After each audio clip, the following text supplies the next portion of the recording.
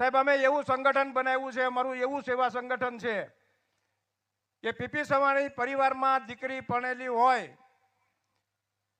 એ દીકરી એ જમાય કે એના બાળકોને ક્યારે પણ કોઈ પણ પ્રોબ્લેમ થાય ને અડધી રાતે જ્યાં એનું એક્સિડન્ટ થયું હોય કે મેડિકલ ફેસિલિટીની જરૂર હોય તો 10 મિનિટમાં એ મેડિકલમાં પૈસા પહોંચતા હોય છે.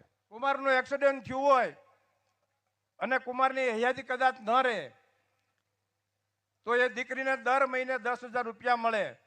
કે એ સાસરિયામાં રહેતી હોય તો એમાં સસરા કે સાસુ એમ ન કહી શકે કે તું મફતનું ખાશો, અને એ પિયરમાં રહેતી હોય તો એનો ભાઈ કે ભાભી પણ ન કહી શકે કે તું મફતનું ખાશો. કે મારી દીકરીને કદાચ એનો ચૂડી ચાંદલો વિખાઈ જાય, દીકરીને ઓછેલું જીવન જીવવું ન પડે, એના બાળકો હોય એ ગ્રેજ્યુએટ થાય ત્યાં સુધી પીપી સવાણી પરિવાર એના અભ્યાસની પણ જવાબદારી લેતી હોય છે.